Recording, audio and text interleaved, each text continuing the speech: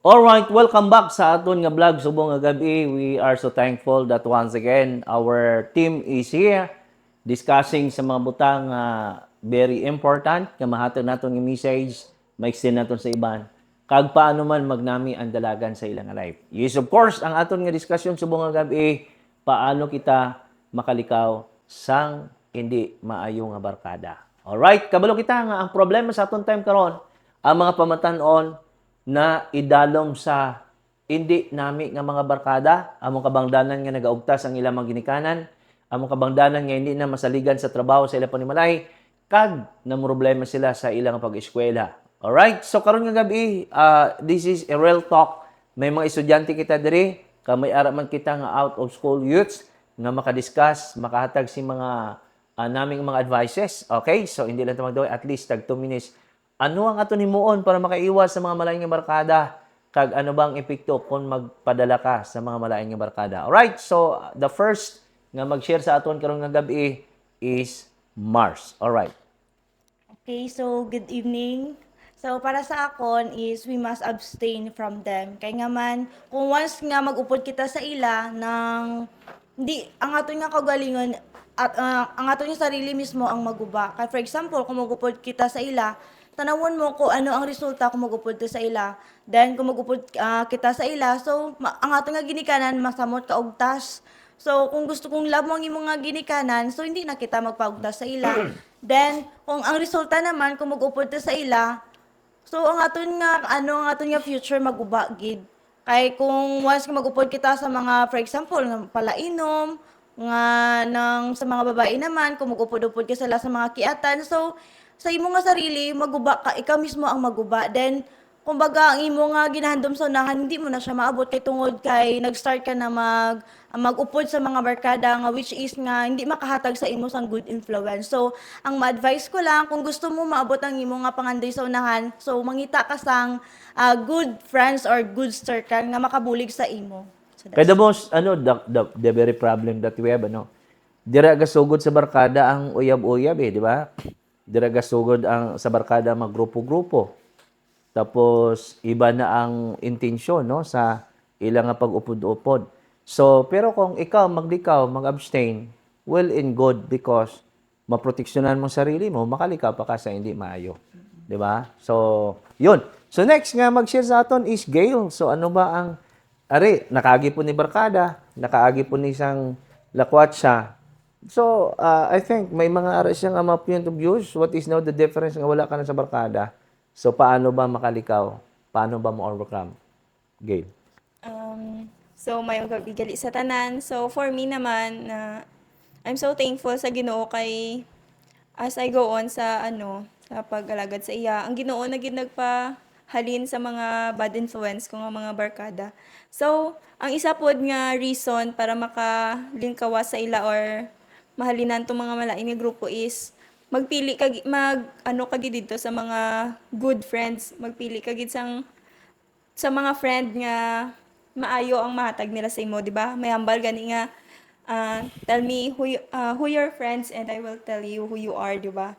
So, kung ang friend mo bright, ang friend mo buutan, ang friend mo ang aral lang sa balay, ang may aral sing good manners and right conduct. So, pati ikaw ma-influensyahan nila sang ilang nga maayo nga binuhatan. So, kung sa malain ka nga barkada magupod, so amo pud toy muon mo maguyab-uyab ka, mag-inom-inom ka, malagaw ka, kundi may disco didto ka pod. So wala gid siya sing maayo nga mahatag sa imo. And then isa pa kung ara ka sa malain nga barkada, ang mahatag ang madugangan pagid ang sakit sang ulo sang parents mo. Wala man pud ti inambag ang imo nga barkada nga pamatian mo sila kaysa sa imo nga parents. So subong nga gabi amo lang gito ma-advise ko nga dapat kung magpili kita sa aton nga friends, dapat piliin to naton tong makahatag sa aton sang maayo. Ayun. Kasi, ang bad influence, hindi man tanan siguro, no, nga amigo, malain. Pero, most of the time, ang bad influence, ala sa barkada Pag i-correct sang ginikanan, hindi mamati kay gasalig dito sa barkada, di ba? And siyempre, dirat na makasugod sang kalukuhan. Kamo, naka-experience man kung sina before. Salamat na lang ta nga ara na ta sa Ginoo subong and God really changed our lives, no?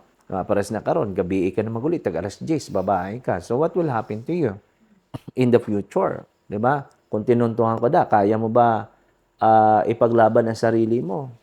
Wala ka dancing grupo. So, lisod ka tamaan, 'di ba, nga mag-ano ka, pataka ka sang imong nga move. So, it's good nga mamati tas tambag sa atong ginikanan kag magsunod ta sang tama. Kag hindi tanan dapat naton ibutang, hindi tanan amigo maayo. We must choose the good one. All right? So, thank you so much for that. Si Kay, isa po ni nga nakaranas sa iyang life, no? Gaugtas ang lula, kag ang ginikanan tungod sa barkada. But today, because she's now in God and following God, there's a big changes in her life. So ano bang mahambal niya nga, siyempre, paano makalikaw na sa barkada, kag magtinarong na sa life, kag mag-focus siya sa pag-eskwela. So para lang sa ako no, based on my experience gid hindi gid kalain gid nga makabarkada ta sang bad influence kay ang barkada kung makabarkada ka bisang bad influence ibutang kanya sa mga kalainan or ibutang niya ka sa wrong place which is hindi gid dapat para sa imo. So para sa akon dapat piliun ta gid ang barkada nga good influence which is kumadala niya ka sa Ginoo, kaya niya kadalon sa Ginoo, kaya niya ka ibutang sa maayong imo kinabuhi kag hindi niya kay pahamak kay kalain gid abi nga pag ikaw ma-influence sa barkada mo tanan abi kaya mo na hindi mo na respetuhan tanan kung ma-influencehan ka dito sa barkada mo. So para lang sa akon ma-advice ko lang is piliun ta tong barkada nga kaya ta ibutang sa maayo, hindi ta kaya ipahamak kag barkada nga good influence kid. So, paano mo na overcome nga hindi na magbarkada? Anong move nga gihimo mo sa life mo? So the best thing gid nga gihimo ko kay ang magpalapit gid sa Ginoo pastor. Amo gid tong amo gid tong butang nga nagpabago sa akon. So, the very reason gid nga possible ma-change ang life naton is when we come to God Yes po. and surrender our lives to Him. Kasi, bisan maglikaw-likaw ka, kung wala sing Ginoo ka-control sa imo, hindi mo gyapon kaya na. It must be nga may Ginoo. Alright? So, si Aning is also a high schooler and we will listen. Hindi man silingin nga grabe yung mga barkada, pero at least may barkada, may mga friend po, no? Kaya dira abi mag-start ang hindi nami nga mga modo sa mga kabataan, maggrupo-grupo na, tapos maglakat-lakat na, meet up na, which is hindi good sa ilang mga edad, no? Ang iban gani gamahay sa grupo nila kay medyo may issue, no? Pero siyempre kita maayos man tanan. Paano ba nato na ma-overcome or paano mo na keep imong sarili nga hindi magbarkada? So, para sa ako, no, una-una is, paano Paki-close yung mic mo. Ayan. ta maiwasan ang magbarkada? So, ang pagbarkada, hindi ta ginakayo matikawan kay need naman sing friends nga maging May kaupod. may kaupod. So, kailangan mo po nga i-choose tong tama nga friend mo. Kailangan mo i-choose nga hindi ka ipahamak sa to, hindi niya kadalon sa kalain, hindi niya ka hindi niya ka madamay dito sa iyang gimo. So, kailangan natin i-choose ang tama nga So how to choose a good friend? So, kailangan natin nga mag-choose paano. So, based on my kailangan natin mag-choose through sa attitude nila. Suppose, Siyempre wala bisyo, no? Wala galakwatsa, wala kating classes. Kag wala ga uyab-uyab, kay dira man good ang bad influence ng mga tawo, no? po. Hindi pa dapat sa tamang edad magsigi-sige na. Yan ang matabo sa imo in the future kung mabiktima ka. Diba? So, it's good to choose the good one. Alright, ini, may aton man pamangkuton. Isa na itong upod mag-college. And regardless of that, may mga experience man siya sa iyang life nga nalipay, kasi gasubo man. And siyempre, dirita sa malipay kita, no? Kaya wala man ta nag-desisyon sa mga butang aton nimo, labi na gid sa pag-alagad nga masubo kita. So, naka-experience ka before, may barkada. And what is the difference now nga wala ka na nagbarkada? Pero at least na-feel mo ang joy than before nga may barkada nga nagdulot sa aton sang bad influence. So, paano mo na-overcome ang barkada? Kag ano na ang imo karon nga ano ba ang imo na batyag nga karon nga tod wala ka barkada pero at least you still enjoy your life. So, good evening to everyone. So, ang first nga mas pamangkot is that paano mo malikawan ang ang mga barkada nga Malain-malain nga malain. barkada. So, first thing and foremost, dapat i-separate mo ang imo nga sarili sa mga tao nga kalain ng influence.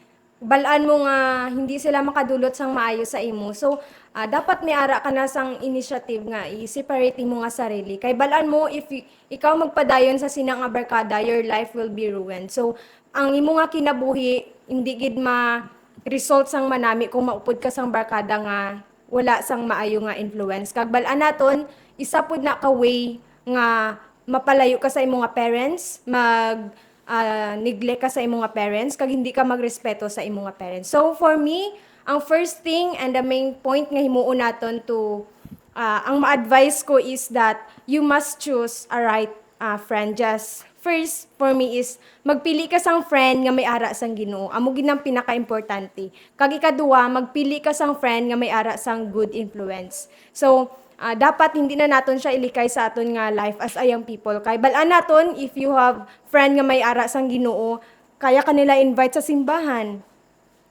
Kaya kanila tudloan sang maayo nga pamatasan. Kay kung maupod ka sa kalain nga pamatasan, kay kung ano imo to nga friends, maamo ka pud sina. So that's why mas nami nga may ara nga Ginoo nga aton nga friends, kag nami gid ila nga good influence kay para nga aton nga life ma-result pod sang manami. Then, 'di ba, kung mag-upod man lang ka sa bad company, it's good to stay alone. It's good to live alone with the company of evil. And sometimes sabi, ginaisip ta kay may mga upod ta, dira ta mag-enjoy sadya kay may upod ta. But you know guys, pag ang aton nga mga kaupod is not good and it cannot give us a good influence, useless na nan eh. Sayang, di ba? Sa eskwela ka, ang resulta, hindi maayo ang ginhatag, ang nahimo sa imo, no? So, karon wala ka tapos, sinamayan mo because you follow the bad company. So, it's good to choose God and to stay with God, and we know that God will give us the good company, the good friend nga makahatag man sa aton sing good influence. Alright? So ini ang last naton nga nga mag-istorya karon nga gabi is medyo nasiring naton gung-an ani no. Kay medyo dugay-dugay na sa kalibutan. Lot of experience, no, lot of choices, lot of decision. Pero what is the best decision for you? To have a bad company, or you will allow nga ma-influensyahan ka sa mga hindi maayong nga barkada, or you are comfortable living a life nga bahala limited lang aton nga mga friends pero at least tarong kag labaw sa tanan ara taya sa insakto nga kabuhi. And siyempre nagapangalaga sino, what is your explanation sang ining paano makalikaw sa mga hindi maayo nga barkada? So, para sa akon first, nga dapat aton likawan ang mga hindi maayong mga barkada kay nga aman sa pagbarkada, dira mo makuha ang pagiging palasabat sa ginikanan, dira mo makuha ang pagiging tikalon, kaya mo mga libuton ang paikuton imo nga parents, true to your friend, and then kaya mo maghambal sang easy mo lang ihambal sang malain sa imong ginikanan kay na adapt mo na kung anong ara sa ila. And then sa last kag dali lang sa panahon karon easy lang sa ila sang uyab-uyab, sang ilang fleshly things which is hindi Do sa ila hampang-hampang na lang Opo, abi no. hampang-hampang lang para sa ila. Kada tuig lain ila nobyo. Opo. Do chinilas lang. Dali lang mag-ilis, no? Dali lang mag-ilis para sa ila. Which is nga, kung nag-school pa sila, dapat among gid na ang likayan nila.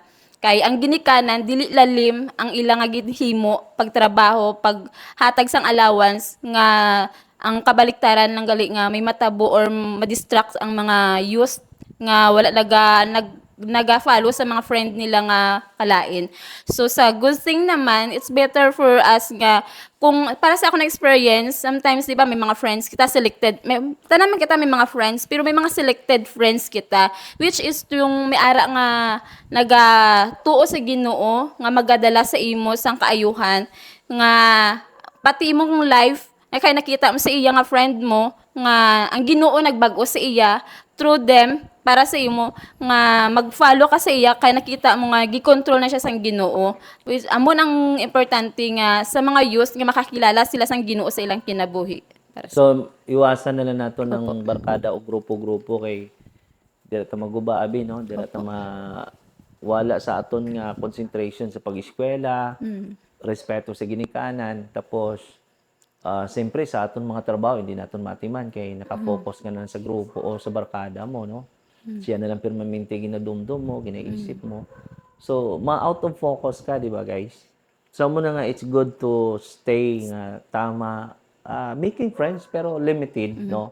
So, ang aton karon nga conclusion sa aton nga discussion, wala sing malain nga may amigo o amiga kita. No? It is not bad to have friends. But, siyempre may arat na limitation. Pilion naton kung ano ang tama, sino ang tama, nga makahatag mo sa aton sing good influence because pag pabayaan naton na kag kabaloti kita nga bad influence ang ihatag sa aton nagsigi gyapon kita, so ang effect is not good into our lives. So guys, thank you so much to all of you sa inyong time and sa aton nga segment karon nga gabi no, sa aton nga gindiscuss subong gabi, and I do hope nga na makahatag ini isang challenge, encouragement sa mga pamatanon nga unta wala malain sing makig-amigo, wala sing malain nga may arata friend, pero be careful base kon ang imo friend amo lang na magdala sa imo sa katuntuhan, maguba ang imo po eskwela ka, maguba ang imo kaugmaon. So salamat diri, thank you so much to all of you guys. Salamat sa maka-views sa sining video, and thank you so much Brother GR for assisting our as our video camera video man. And salamat sa tanang mga followers and sa tanang mga friends nga naga-watch ang atong yung video. Once again, mayong gabi and thank you so much to all of you and God bless us all.